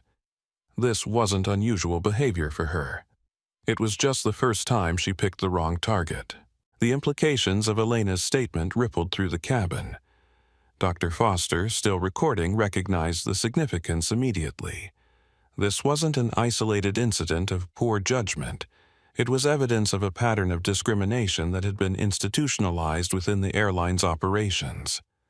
How many other passengers has she treated this way? Marcus asked, his voice maintaining its calm tone despite the growing storm in his eyes. "I don't have exact numbers," Elena replied carefully, "but I've witnessed multiple instances where passengers were questioned, relocated, or removed based on Miss Hartwell's assessment of whether they belonged in premium cabins. She called it maintaining standards." Diana Pemberton shifted uncomfortably in her seat, remembering her own enthusiastic support for Victoria's actions just minutes earlier. Her social media followers were already responding to her posts about being deceived by a rogue employee, but she knew her initial reactions had been captured on multiple phones. Marcus pulled out his phone and made a call that would resonate throughout Meridian Airlines' corporate structure for years to come. "Sarah, it's Marcus. I need you to pull all passenger complaint files involving senior purser Victoria Hartwell for the past 5 years. Cross-reference them with discrimination reports and passenger relocations. Have the legal team review everything for pattern evidence and schedule an emergency board meeting for tomorrow morning." He paused, listening to his assistant's response. "No, cancel my meetings for the rest of the week. This takes priority over everything else." And Sarah start drafting a company-wide policy review. "We're going to examine every aspect of our passenger service protocols." As Marcus ended the call, Zara looked up at him with a mixture of pride and concern. She knew her father well enough to recognize when he'd shifted into what she privately called his rebuild the world mode. The methodical, comprehensive approach he used when confronting challenges that threatened his core values. "Dad," she said quietly, "don't burn down the entire airline because of one bad employee." Marcus smiled at his daughter's attempt to moderate his response, but his expression remained serious. Sweetheart Victoria Hartwell didn't operate in a vacuum. She felt confident enough to plant evidence and file false charges against a passenger on a recorded flight. That level of recklessness doesn't develop overnight. Dr. Foster, who had been quietly observing the family dynamics, spoke up. "Mr. Blackwell, from a medical perspective, what I witnessed suggests someone who felt completely protected from consequences. In my experience, that kind of behavior indicates structural problems, not just individual bad judgment." Marcus nodded appreciatively. Dr. Foster, isn't it trauma surgeon at Emory? Yes, sir. And I have to say, your daughter handled this situation with remarkable composure. Most people would have been devastated by false accusations and planted evidence. Zara laughed softly. I learned a long time ago that people's assumptions about me say more about them than they do about me. Plus, I knew my dad was on his way. How did you know to call him Elena? Asked curiosity, overcoming her nervousness about speaking directly to the CEO. I didn't call him initially, Zara replied. I texted that I was having an interesting customer service experience on Meridian Flight 447. Dad has alerts set up for any mentions of family members in connection with the airline. Marcus confirmed this with a slight nod. When you own a company that serves millions of passengers annually, you learn that your family's experiences can become public relations crises very quickly. I prefer to address problems before they become scandals. Captain Mitchell, still standing awkwardly near the cockpit door, cleared his throat. Sir, how would you like us to proceed with the flight? We're already significantly delayed. Cancel it, Marcus said without hesitation. I want this aircraft pulled from service for complete documentation and investigation. Transfer all passengers to other flights, full compensation for the inconvenience and upgrades where available. The decision represented hundreds of thousands of dollars in lost revenue and operational costs, but Marcus made it without consulting accountants or scheduling departments. This was personal now, and financial considerations were secondary to ensuring proper documentation of everything that had occurred. What about Miss Rodriguez? Captain Mitchell asked. Should she remain on duty, given her involvement in the incident, Elena stays? Marcus replied firmly. She's the only crew member who demonstrated integrity when it mattered. I want her overseeing the passenger transfer process. As airport ground crew began the complex process of rescheduling passengers and preparing alternative aircraft, word of the incident spread throughout Meridian's corporate structure with viral speed. Executive assistants fielded calls from news organizations who had been alerted by passengers posting videos online. The airline stock price began fluctuating as investors tried to assess the potential impact of the developing scandal. In the corporate communications department, Sarah Williams, no relation to the gate agent, was working with the legal team to craft responses that would minimize damage while acknowledging the seriousness of the situation. They knew they had perhaps hours before the story exploded across social media and traditional news outlets. Diana Pemberton, meanwhile, was discovering that her attempts to distance herself from the incident were being undermined by other passengers who had recorded her enthusiastic support for Victoria's actions. Her hastily crafted social media narrative was falling apart as people began sharing videos that showed her true reactions. Dr. Foster approached Marcus as the cabin began emptying. Mr. Blackwell, I want you to know that I plan to make my video evidence available to investigators, but I won't be sharing it on social media. This situation has enough spectacle without my contribution. I appreciate that, Doctor. Would you be willing to serve as an expert witness if this goes to trial? Absolutely. What I witnessed was a clear abuse of authority, and people need to be held accountable for such behavior. As Zara gathered her belongings, she reflected on how quickly the situation had escalated from routine harassment to criminal charges. She'd experienced discrimination before, but never with such dramatic consequences for the perpetrator. Elena, she called to the newly promoted senior purser, you did the right thing today. That couldn't have been easy. Elena's eyes were still bright with tears of relief and gratitude. Thank you for not letting her get away with it. I've watched her treat people badly for years, always too afraid to speak up because I needed the job. You spoke up when it mattered, Zara replied. That's what counts. As father and daughter prepared to leave the aircraft, Marcus paused to address the few remaining passengers who were waiting for rebooking assistance. Ladies and gentlemen, what happened here today is not representative of Meridian Airlines' values or standards. We will be implementing immediate changes to ensure such incidents never occur again. Your experiences as passengers matter to us, and we will do better.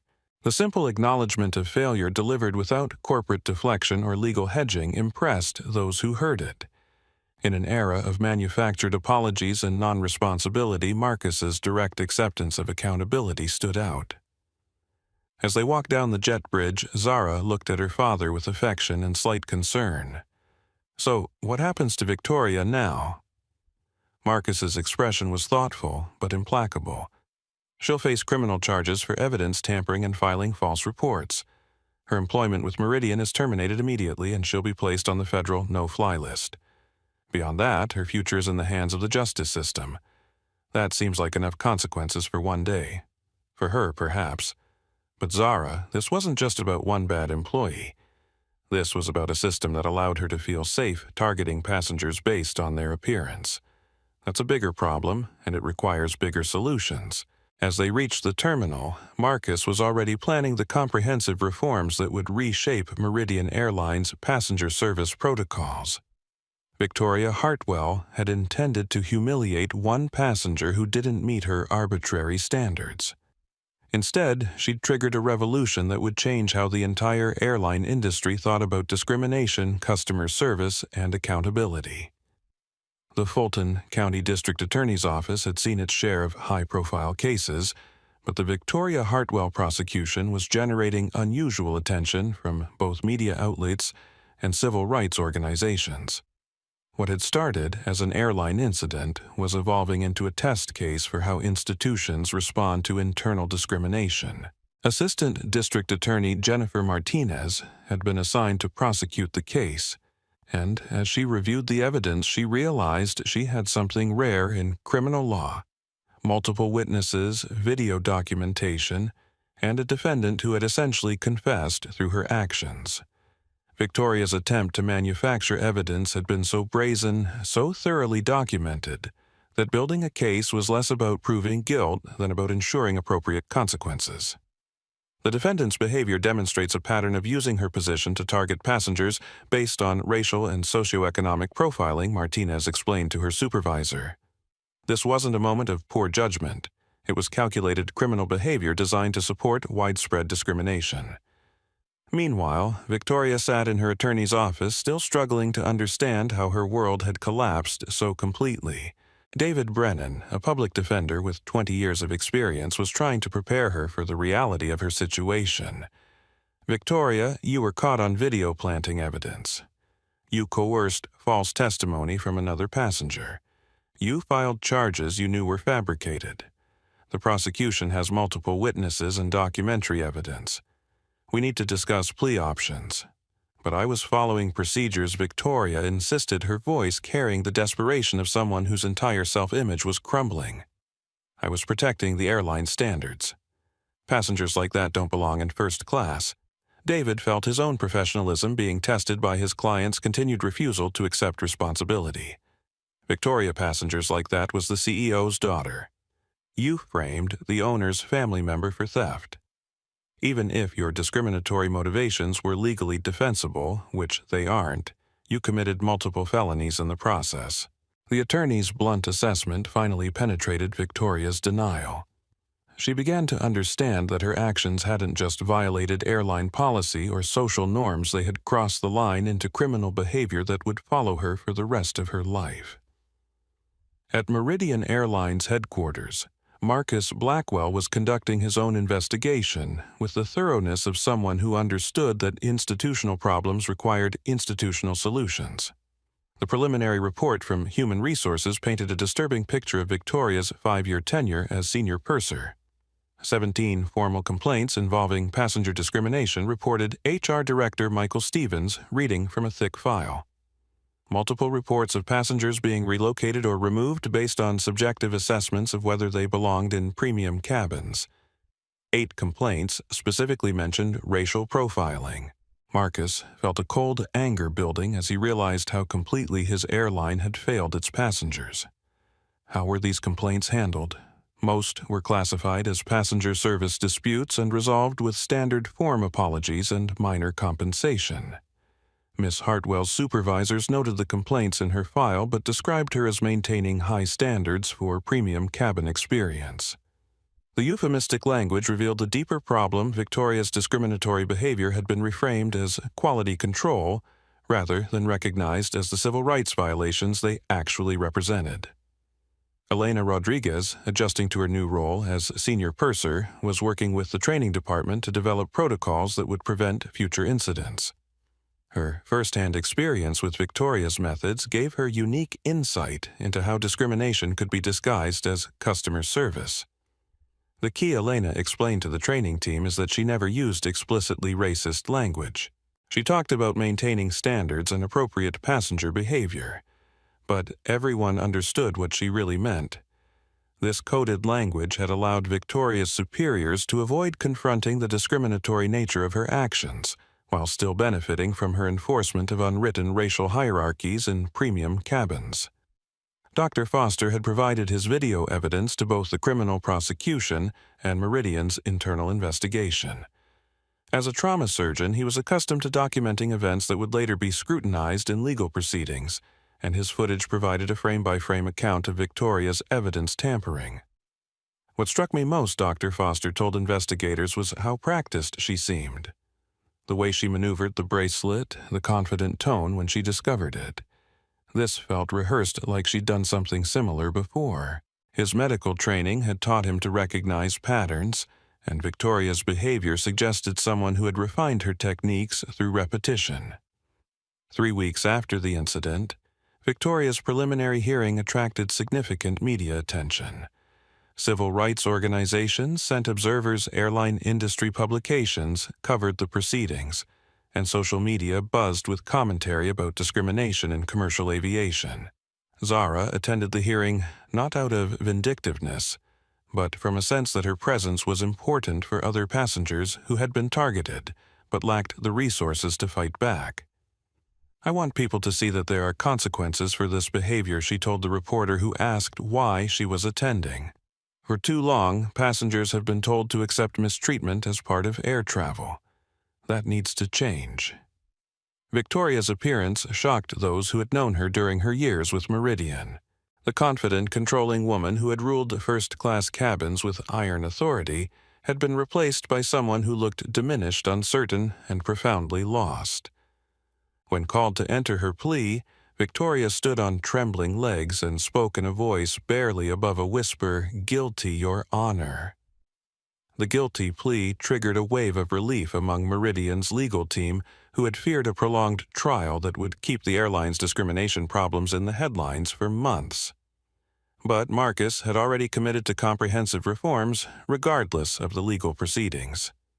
"This case exposed failures in our training, supervision, and complaint resolution processes," Marcus announced at a press conference following Victoria's plea. "We're implementing changes that will ensure no passenger ever experiences what my daughter endured." The reforms Marcus announced were sweeping and industry-leading. Mandatory bias training for all customer-facing employees, real-time reporting structures for discrimination complaints, independent oversight of passenger service disputes, and most significantly, personal liability for employees who engaged in discriminatory behavior. "We're making it clear that Meridian Airlines employees who violate passengers' civil rights will face immediate termination and potential criminal prosecution," Marcus stated. "This isn't just about policy, it's about accountability." Victoria's sentencing hearing held 6 weeks after her plea became a forum for her victims to finally have their voices heard. Maria Santos, the mother who had been forced off a flight for breastfeeding her infant, testified about the trauma of being stranded in an airport with a hungry baby. "She made me feel like I was doing something wrong by feeding my child," Maria told the court through tears. "She made me feel like I didn't deserve to be treated with basic human dignity." Other passengers came forward with similar stories. Elderly Hispanic passengers questioned about their ticket legitimacy. Black business travelers subjected to additional security checks young people of color assumed to be using fraudulent boarding passes. The pattern that emerged painted a picture of someone who had weaponized her authority to enforce racial hierarchies in commercial aviation. Victoria's standards had consistently required certain passengers to prove their worthiness for services they had legitimately purchased. Judge Sarah Morrison listened to victim testimony for 3 hours before addressing Victoria directly. Miss Hartwell, you abused a position of trust to target vulnerable passengers based on their race and appearance. You used your authority not to serve customers but to humiliate them. When challenged, you committed serious crimes to avoid accountability for your discriminatory behavior. The judge paused, studying Victoria's tear-streaked face. This court sentences you to 4 years in state prison followed by 3 years of probation. You will pay full restitution to all identified victims, and you are permanently banned from employment in commercial aviation. Furthermore, you are placed on the federal no-fly list for life. As Victoria was led away in handcuffs for the second and final time, she looked back toward the gallery, where Zara sat with quiet dignity. There was no triumph in Zara's expression, no satisfaction at watching her tormentor receive consequences. Instead, there was something that looked almost like pity. Victoria had destroyed her own life in pursuit of power over people she considered beneath her. The irony was complete. In trying to put Zara in her place, she had lost her own place in the world entirely. Justice had been served, but as Zara would later reflect, the most important victory wasn't Victoria's punishment. It was the changes that would protect future passengers from experiencing the same discrimination. 6 months after Victoria Hartwell's conviction, Meridian Airlines unveiled the most comprehensive anti-discrimination program in commercial aviation history.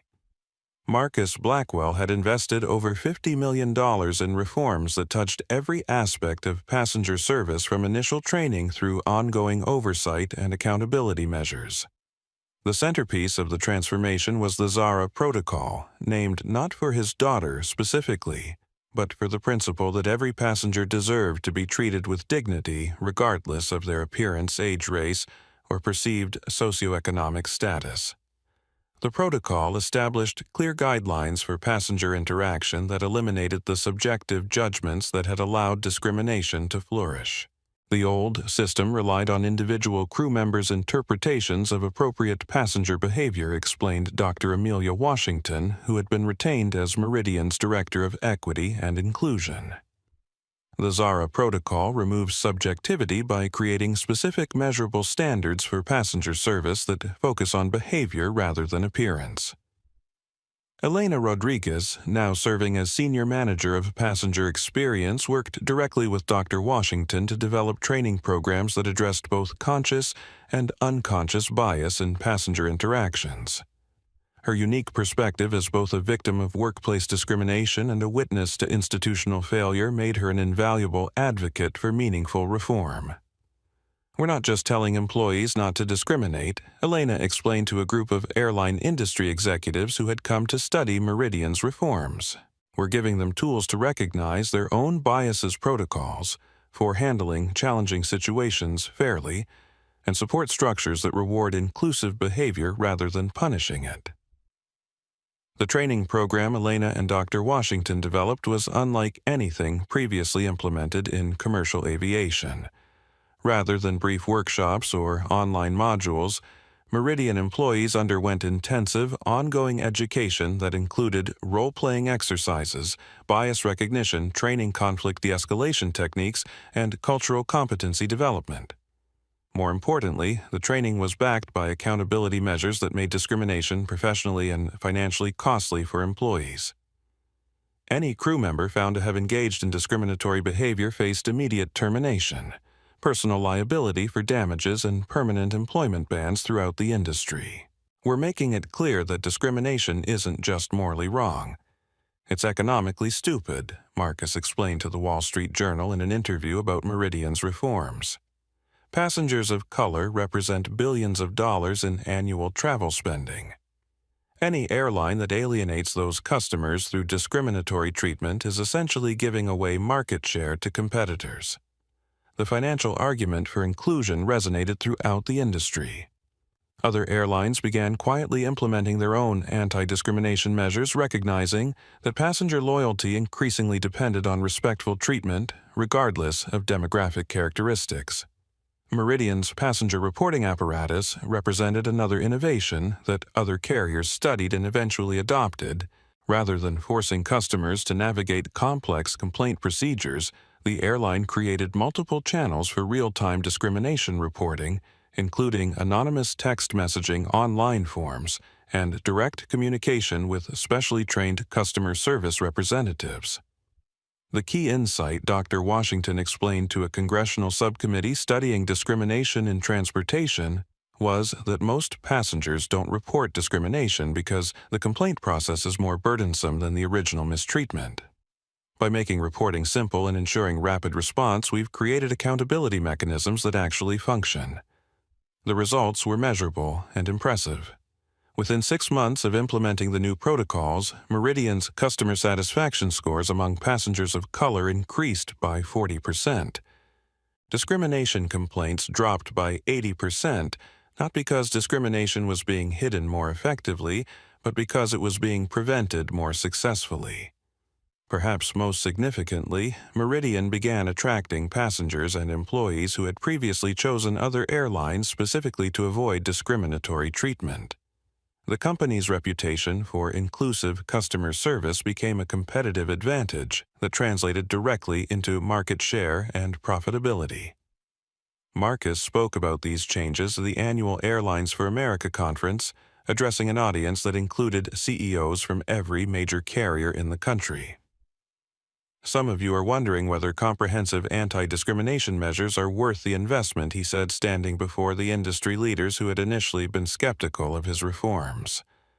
Let me share some numbers that might change your perspective. He clicked to a slide showing Meridian's financial performance since implementing the Zara protocol. Customer retention among diverse passengers up 35%. Employee satisfaction in customer-facing roles up 42%. Positive social media mentions up 60%. Legal expenses related to discrimination complaints down 90%. And most importantly for this audience, stock price performance since the reforms were announced up 28%. The numbers spoke louder than any moral argument could have. Treating passengers with dignity wasn't just ethically correct, it was profitable in ways that discriminatory practices never could be.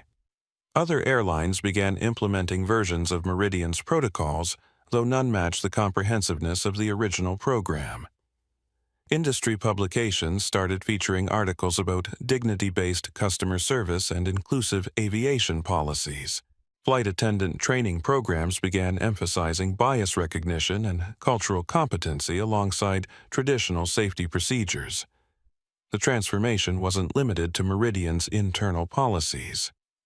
Marcus used his position as a prominent airline CEO to advocate for industry-wide changes in passenger rights protections, federal oversight of discrimination complaints, and regulatory requirements for bias training in commercial aviation. Individual airlines can implement excellent policies, he testified before a Senate subcommittee on transportation, but true change requires industry-wide standards that make discrimination uneconomical and legally risky for any carrier. His advocacy helped prompt Department of Transportation investigations into discriminatory practices across the industry, leading to new federal guidelines that essentially required all airlines to adopt measures similar to Meridian's Zara protocol. Zara herself became an unexpected advocate for passenger rights reform, speaking at conferences and contributing to policy discussions about discrimination in service industries. Her experience on Flight 447 had given her unique insight into how institutional bias affected individual passengers, and her platform as the CEO's daughter amplified her message in ways that might not have been possible otherwise. What happened to me was terrible, she told an audience at the National Association for the Advancement of Colored People's annual conference, but I had resources and connections that most passengers don't have. The real test of these reforms is whether they protect vulnerable travelers who can't call the CEO when they're mistreated. Early indicators suggested that the reforms were indeed protecting passengers who lacked Zara's advantages.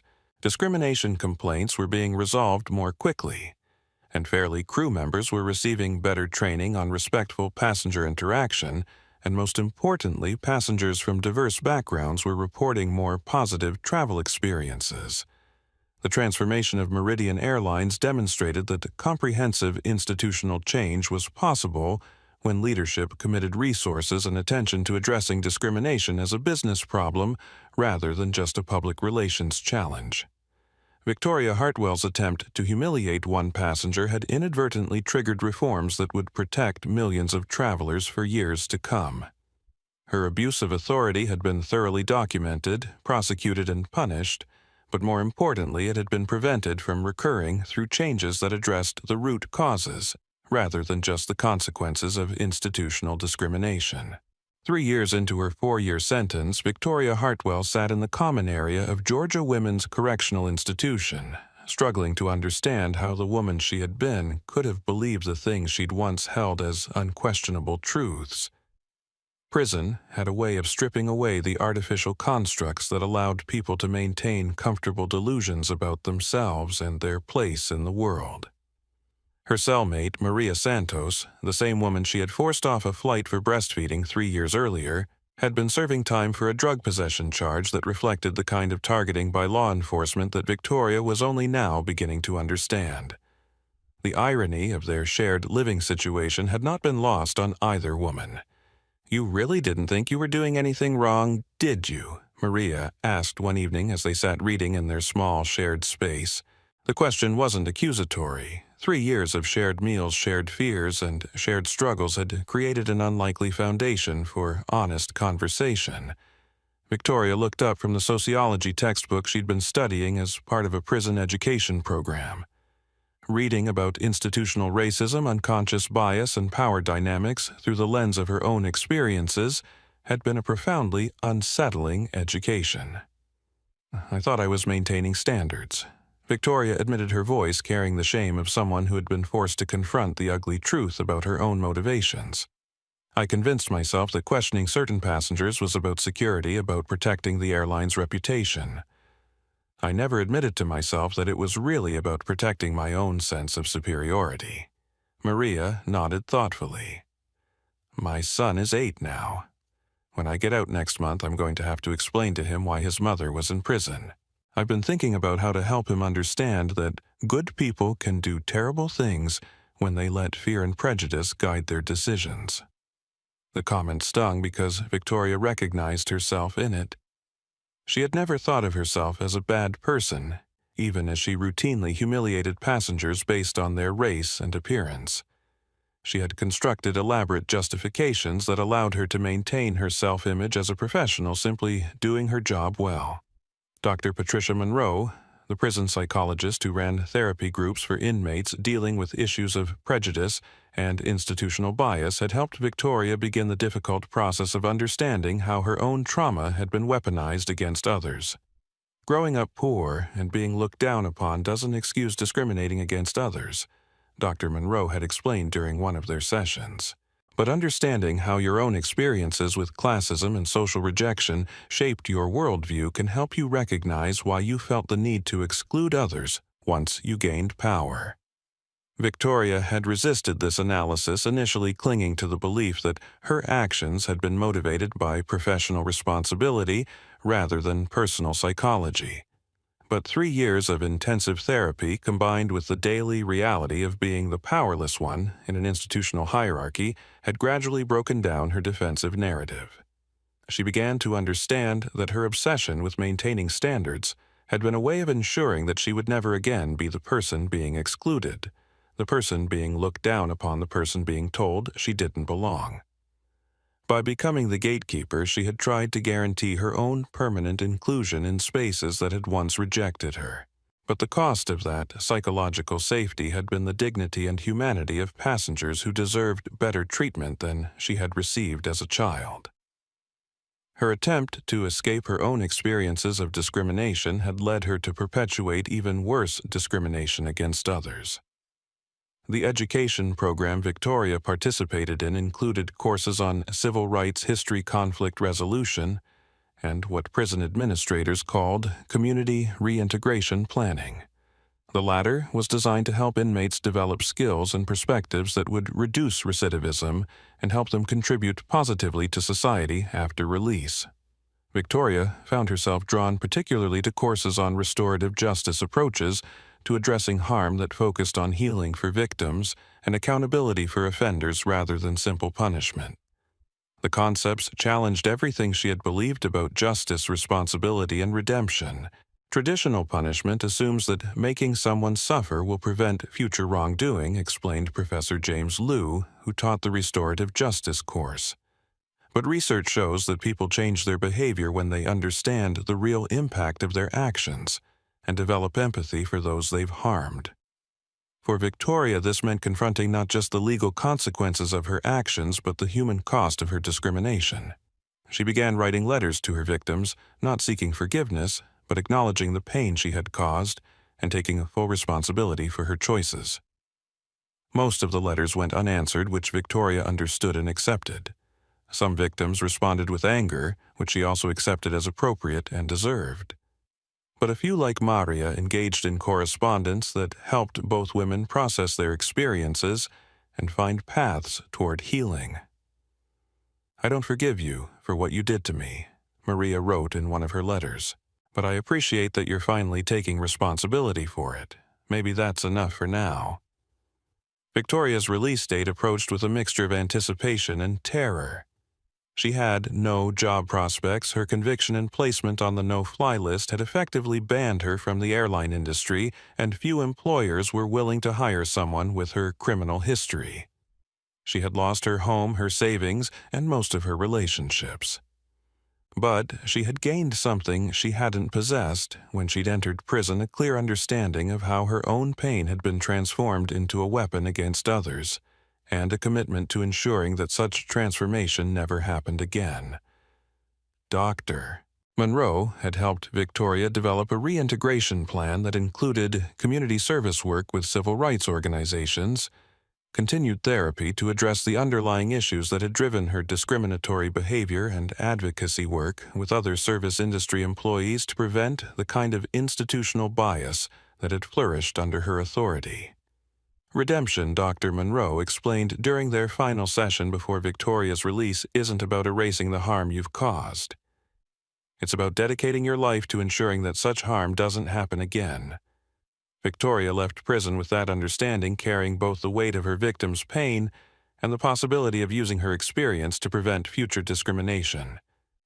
Her story was no longer about the abuse of power, but about the long, difficult work of accountability and change.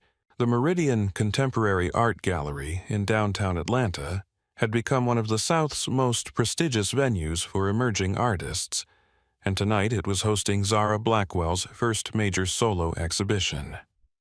Turbulence, power, dignity, and transformation filled 3 floors of the converted warehouse space with mixed media installations that explored themes of institutional bias, personal resilience, and social justice. At 27, Zara had evolved from an art student facing discrimination on an airplane into one of the most compelling voices in contemporary social justice art. Her work had been featured in museums across the country, but tonight's exhibition held special significance. It was being hosted by the gallery her father had founded as part of Meridian Airlines' Community Investment Initiative. The centerpiece of the exhibition was a massive installation titled Seat 2A, a recreation of an airplane cabin interior where visitors could experience interactive audio stories from passengers who had faced discrimination during air travel. The seat assignments corresponded to different demographic experiences, allowing visitors to literally sit where others had sat and hear their stories through high-quality headphones. Marcus Blackwell moved through the gallery with quiet pride, watching art collectors, critics, and community members engage with his daughter's work.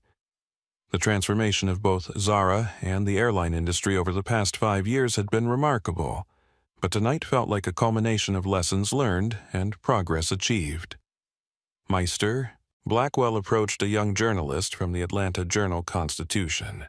"Can you talk about how your daughter's experience 5 years ago influenced both her art and your airline's policies?" Marcus smiled, watching Zara explain one of her pieces to a group of collectors. "What happened on Flight 447 was traumatic for my family, but it also revealed problems that had been hidden for too long. Zara's art and Meridian's policy changes both represent responses to institutional failure attempts to ensure that dignity and respect aren't privileges for the few, but rights for everyone. The journalist nodded, scribbling notes. In the gallery itself, this is part of Meridian's community investment program. Art has the power to change how people think about social issues, Marcus replied. By supporting artists who address justice and equality, we're investing in cultural change that extends far beyond our own industry. Near the gallery's entrance, Elena Rodriguez admired a piece called Voices in the Galley, a sound installation that featured recorded conversations between flight attendants discussing passenger interactions. Elena's own voice was part of the piece, sharing her experience of choosing truth over job security during the Flight 447 incident. It's strange hearing my own words in an art gallery, Elena told Dr. Foster, who had come to the opening to support Zara's work. But important too. People need to understand that discrimination requires bystanders to stay silent. Dr. Foster nodded, studying the installation with his characteristic attention to detail. Your decision to speak up changed everything. Medical research shows that institutional change almost always requires someone inside the structure to break ranks and tell the truth. As a medical professional doctor, Foster had become interested in the parallels between institutional bias in healthcare and other service industries. He'd written several papers about discrimination in patient care using the Flight 447 case as an example of how comprehensive reform could address deep-rooted problems. The gallery's catering staff moved through the crowd with practiced efficiency, offering champagne and hors d'oeuvres to the well-dressed guests. Among them, almost invisible in her black uniform and subdued demeanor, Victoria Hartwell carefully balanced a silver tray while navigating between clusters of art patrons. At 42, Victoria looked older than her years. Prison and its aftermath had taken a physical toll, but more significantly, the psychological weight of confronting her own capacity for cruelty had fundamentally changed how she moved through the world. Where she had once carried herself with aggressive confidence, she now exhibited the careful humility of someone who understood how quickly authority could become abuse. Working for the catering company was honest employment, but it was also a daily reminder of how completely her life had been transformed by her own choices. The woman who had once ruled airplane cabins with iron authority now served drinks to people who barely noticed her existence. Zara was discussing her installation Mirror Mirror with a group of gallery patrons when she noticed the familiar face among the catering staff. For a moment, their eyes met across the crowded space and something passed between them. Recognition, acknowledgement, and perhaps a form of closure that neither had expected to find. Victoria approached slowly, holding her tray with hands that trembled slightly. "Miss Blackwell," she said quietly, "I wanted to say, the exhibition is beautiful, your work is very powerful." Zara studied Victoria's face, seeing genuine appreciation rather than the calculating assessment she remembered from Flight 447. "Thank you. That means something coming from you. I know I don't have the right to ask." Victoria continued, her voice barely audible above the gallery's ambient noise. "But I wanted you to know that I've spent the last 5 years trying to understand and make amends for what I did. Not to you specifically. I know that's not my place, but to try to ensure it never happens again." Zara reached for a glass of champagne from Victoria's tray, their fingers briefly touching in the exchange. "I hope that's true. What you did was wrong, but what matters now is what you do with the rest of your life." "The service here is excellent tonight," Zara added, placing a $20 bill on Victoria's tray. "Thank you for your professionalism." The words echoed what Zara had said at another gallery 5 years earlier, but with a different context and meaning. This wasn't charity or condescension, it was recognition of Victoria's humanity and an acknowledgement that redemption, however difficult and incomplete, was possible for those willing to do the work. Victoria nodded, once her eyes bright with unshed tears, and continued through the gallery crowd. She had lost everything she'd once thought important: authority, status, respect based on fear rather than merit. But she had gained something more valuable, an understanding of her own capacity for both harm and healing, and a commitment to ensuring that her story served as a warning rather than a model. As the evening continued, art lovers, critics, and community members engaged with Zara's work, discussing themes of power, prejudice, and transformation. But perhaps the most meaningful moment had been the brief exchange between victim and perpetrator, two women whose lives had been forever changed by events in Seat 2. A now finding a form of peace in the shared understanding that growth, however painful, remained possible.